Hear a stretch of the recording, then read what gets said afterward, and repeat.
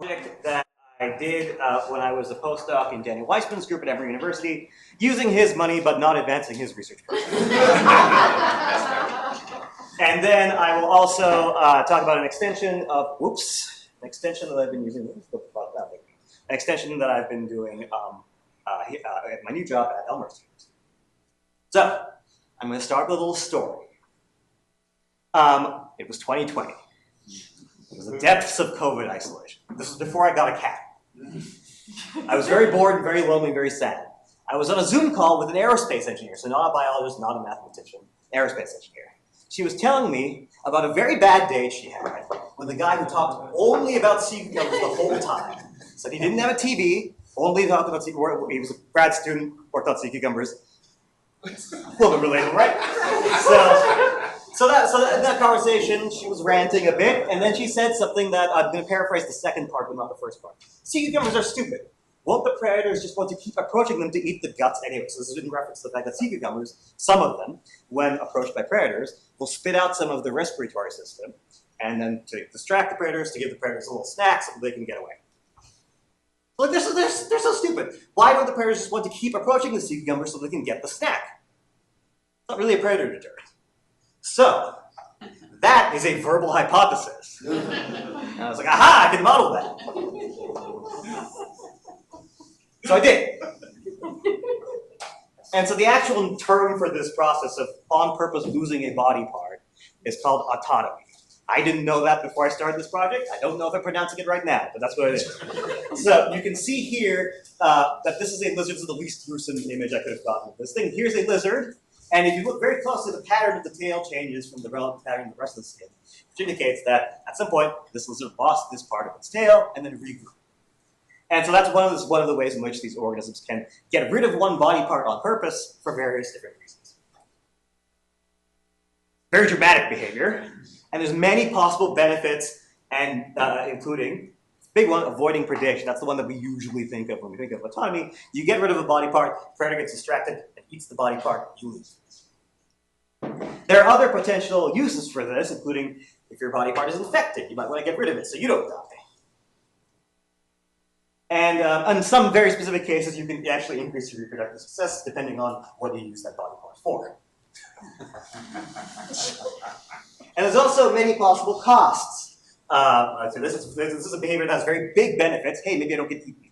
And very big costs. What if I lose a leg and I can't move around, and maybe it's more likely for me to get eaten next time?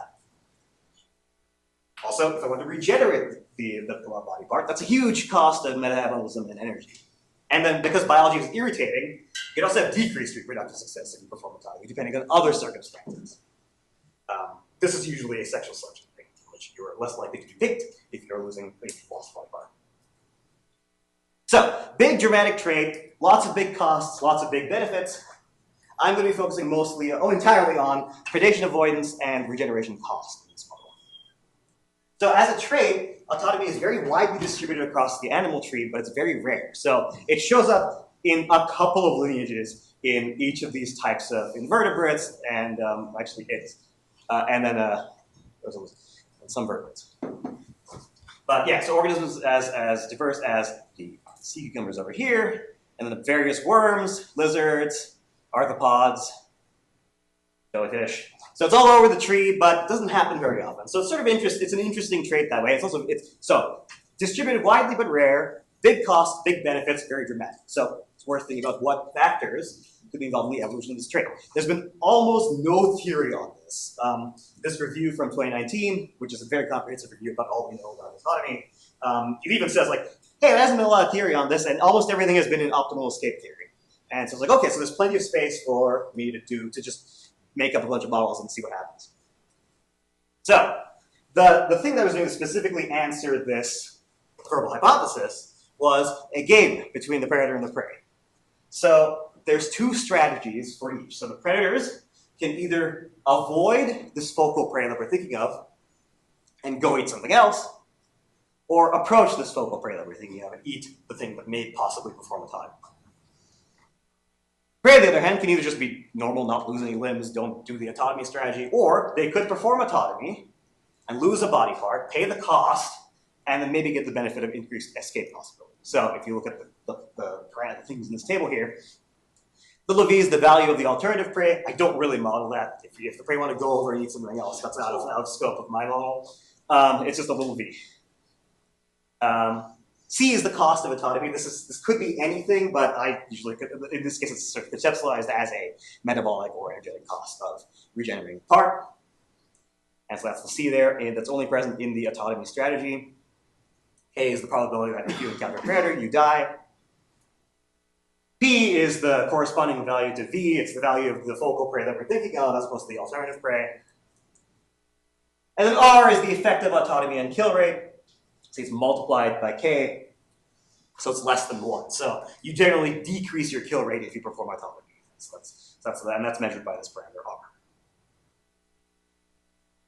So if the prey, the predators get a payoff V if they avoid these prey, and then get this payoff if they approach these prey, and get this payoff if they approach these prey. So this is like a normal standard predator prey thing, kill rate times value, and this is value times the benefit you might get from performing autotomy, and that little f there is the actual value of the autotomized part to the predator. So this is the snack that the predator gets as opposed to eating the whole thing. And this is where this behavior differs from any standard anti-predator behavior, in that most of them are neutral at best and bad at worst for the predator. But in this case, the predator can actually get some sort of benefit from the prey performing this anti-predator behavior by getting to eat the bottom part. And so that's the difference between this and any other anti-predator behavior, and that's why this verbal hypothesis is interesting. So this is a diagram of the Nash equilibria of this model. It's described in terms of these composite parameters V and K. Capital V is just the relative value of the alternative prey to the focal prey, and capital K is a sort of a measure of the intensity of the importance of the autotomy strategy. So it's high when kill rate is high, so you want to try to escape, and it's also high when the effectiveness of autotomy measured by the little R parameters is high as well. Or the R parameter is low, meaning the effective autotomy is high. So the interesting case here is this one. So the letters here are, this is the predator strategy, this is the prey strategy. So capital A means the prey is performing autotomy, alpha means the predator is approaching this prey. So there's some cases where you settle into an equilibrium where autotomy happens. This cycle you can ignore. This can occur in any anti-predator situation. So you can take F to 0 and this will still happen. So that's not particularly interesting for this model. This is the interesting part, where you have a bistable situation where either the predators approach the prey and the prey have to perform autotomy. That's the thing they want to do. Or these predators avoid the focal prey and then the prey don't have to perform autotomy. And so that depends on the initial conditions. If population-wide the prey provide too good a snack to the predators initially, then they get stuck. Now they have to keep doing it because the predators are going to keep wanting to approach them to get the snack. And so that is exactly the situation that aerospace engineer proposed in that grant. So yes, the answer to that hypothesis is yes, these organisms can get stuck having to perform autotomy in the presence of predators when otherwise they wouldn't have had to if their snack wasn't good enough initially. That's the game theory model. But so I did this, and great, I answered the question. But this is an ecological interaction. This is a predator-prey dynamic. Why don't I do a predator-prey model? So I stuck all this stuff into a locked-up-Volterra model. This is a standard locked-up-Volterra model with the parameters modified a bit. So the actual benefit the predator gets, this is the population of predators that approach the focal prey. The benefit that they get now depends on the possibility of getting a snack, and then the decrease in probability of killing a prey that is performing autotomy. So that's a little more complicated. The mortality rate is the same as usual. And then these are the two prey populations. This is the one that performs autotomy. This is the one that doesn't perform autotomy. So these strategies are fixed in this situation. And then the one that performs autotomy has to pay the cost, but also gets the benefit of a decreased kill rate. So things there. Now this is pretty simple. The results here are pretty basic. So these are just the outcomes of this. And you don't really get any cycling. You just get a bunch of one stable equilibrium or players. So on this axis here is increasing autotomy costs, so increasing C. in general, high-cost autonomy is difficult to maintain in a population. Obviously, it's high cost. So there's usually some sort of critical cost beyond which there is no favor. The prey are not favored to perform autonomy, and below that cost, they can. So in this case, it's this value here. And then this y-axis is increasing predator death rate. So this was just the simplest way for me to plot this, not the most interesting parameter in this thing. But you can think of this as a measure of predation pressure. So like down here, the predator death rate is low, so you're going to have more predation pressure. Up here, the predator death rate is very high, so you're going to have less predation pressure. And so you can see up here, we have situations where the predators die out because their death rate is too high. You only get them at their carrying capacity.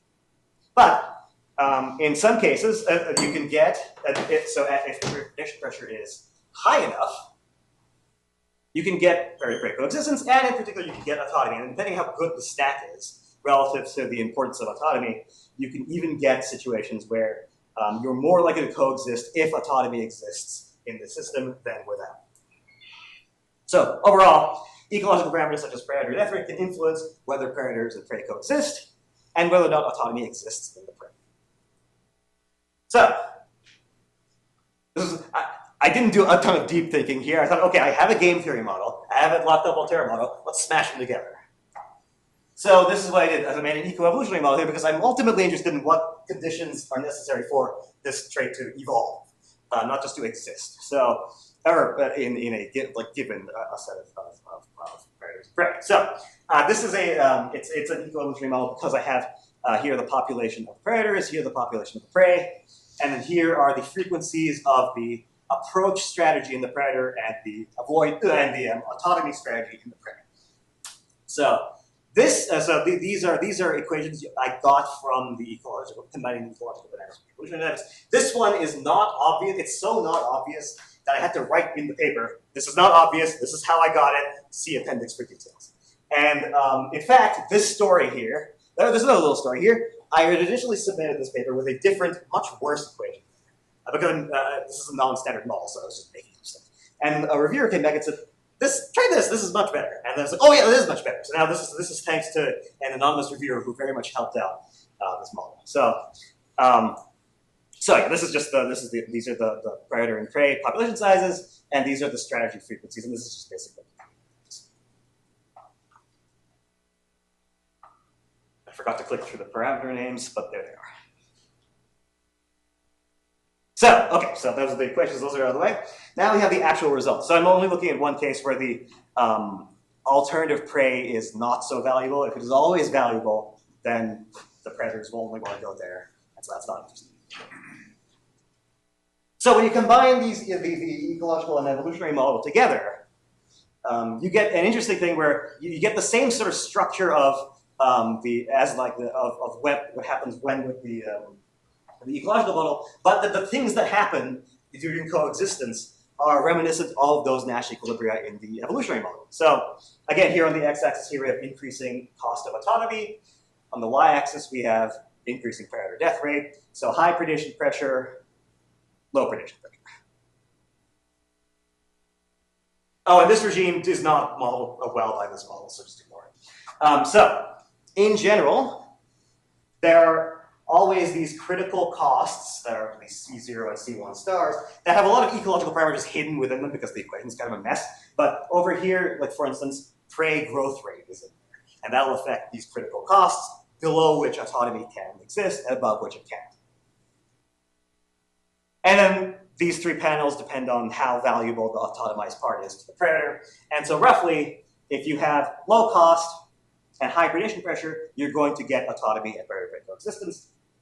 You have high cost and low predation pressure, you get the opposite. And in between, you can get intermediate frequencies of autonomy in the population. You can also get these bistable situations that I've talked about before.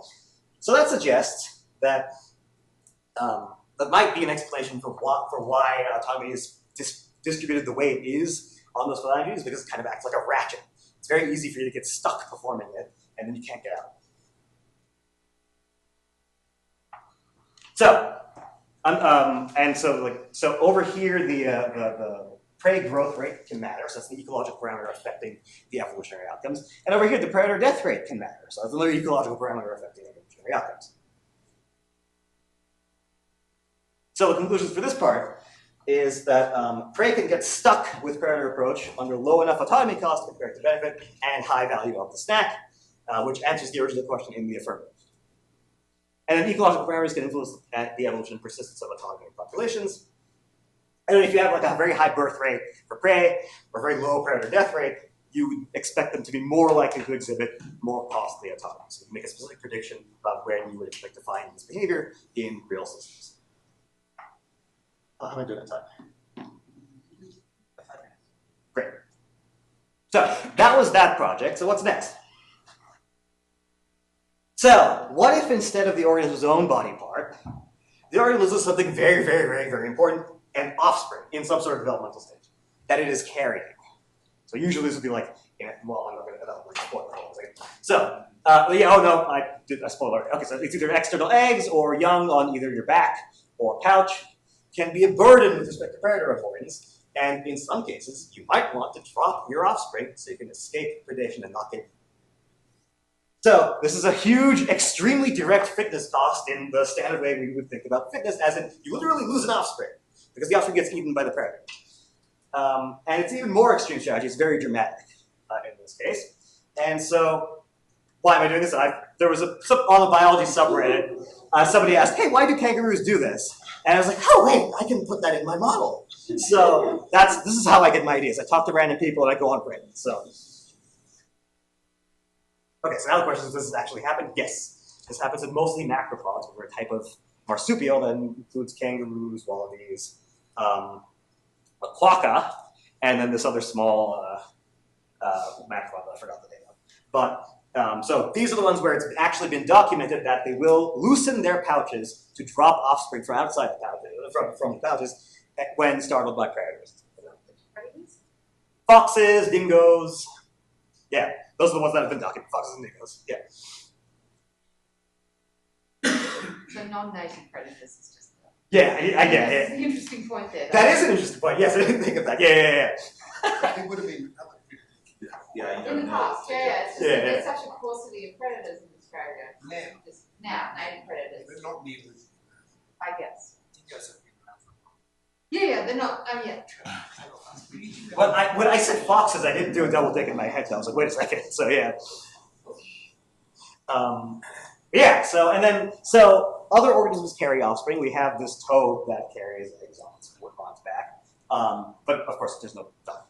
There's also fish that carry young in their mouths, although they have been known to swallow instead of spit out the young in these situations. So I could maybe incorporate that into this model as a little F for the mob, but and then like plenty of organisms carry young on their backs just as like a little piggyback ride. And dogs will resolve their embryos sometimes. Oh yes. Yeah. Right. There's more like earlier along the developmental cycle things that I'm not considering in this, but I don't really go there. But yeah. Yes. Our thought was quite a bit. You might interpret it as an attempt to save the offspring if the mother is about to be related upon. But it could also work. Yeah, so it's like there's so the actual model I'm using here is I'm going to skip this through. So I'm not asking about a game theory question here. Now I'm just asking like this seems like a really extreme strategy. What ecological and evolutionary and sort of life cycle parameters would it be expected to work? And so I have a Markov chain model here. So it's no longer a game where you have 3 different states. This is basically modeling the life cycle of part of the life cycle of a prey in the context of predator approach. And so D is dead. U and U star are different versions of not having an offspring burden. And then E is when you have an offspring burden. So that you can transition between these states. You can either, if you abandon your prey, you can go back to this state when approached by a predator. Otherwise, the only way you can get not have offspring burden anymore is by actually successfully producing something that moves on to the next stage of this life cycle. So that's what this U starts means. And then eventually you end up dying. But so this is I've started working on this and I'm going to incorporate this directly into a local Volterra type predator prey model where the interactions are defined by this model as opposed to standard mass action rates and stuff like that.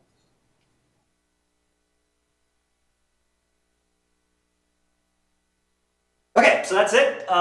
Thank you to Julie Krause, the engineer who I was talking about already earlier, and the co-author of the manuscript. Daniel Weissman for letting me do this project, and the anonymous reviewer for suggesting a much better equation for the eco-evolutionary model. And this is Daniel's money, not mine. So.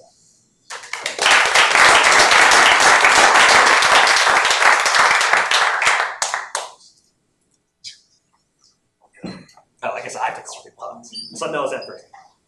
Oh, okay. You said that it was easy for the prey to get stuck performing autonomy and to not be able to get rid of that behavior. Mm-hmm. And that suggests that maybe a predator strategy might evolve where the predator just tries to scare the prey but not actually eat it. Yes. Right. So, and that actually, so that probably fits better with this because you could easily incorporate like one of these transitions as the predator startles the prey and the prey drops the offspring, as opposed to, and the predator doesn't have to eat the offspring at this point. So, yeah. So I didn't incorporate any sort of predator strategy, evolution, or learning or anything like that. But that would be an extension, and I might try to think about that with this thing. Yeah, and just along those lines, kind of like the mixing this in with the optimal foraging theory, and with the kind of different values seems kind of promising direction. So there's an extensive literature, massive literature in economics on the game theory of bribery and of shakedowns. And payoffs look pretty much exactly the same as yours. So did you look into that, and what are the comparisons? So I didn't look at the economics literature. The review that I cited did have an economic model of it, but they didn't really do anything. They just showed two straight lines crossing. Yes, I haven't looked at the. That's all they do. Sometimes the lines are curved. Very occasionally they don't cross. But yeah, no. I didn't know there was that in the economics literature. That's good to. That's what there's huge literature on this. It's a nice tale. Seeing if something Something happened to it. Yeah. Just a quick thing on your very last one. It's not up there. Oh yeah. But that could easily become a game theoretical model just by incorporating the parameter instead. So instead of having two separate things, just I think the probability of performing the act. Oh yeah. You could squash that into a game matrix. Yeah. Then of course you see what the reward is as a function of P and P. So. Yeah. Yeah. No, I just started working on it. So yeah. I could do that. Yeah. What next question? Maybe that Mark Memoros's book. I was talking to somebody else, but why are you not building a game for your next thing? I haven't thought about it. That's the only reason. Yeah. I was initially answering a different question. I'm mostly focused on just the viability of the strategy, but Loyalty what? Oh, like okay, given like existing rates of gestation and then like birth of predator approaching actual animals that do this, like, is this could this be? I don't have a full question for this. I literally just started working on this. So, yeah. So I guess the answer is I don't have a good reason why I don't have a game for it. So I'll think about it. Yeah. Thank you very much.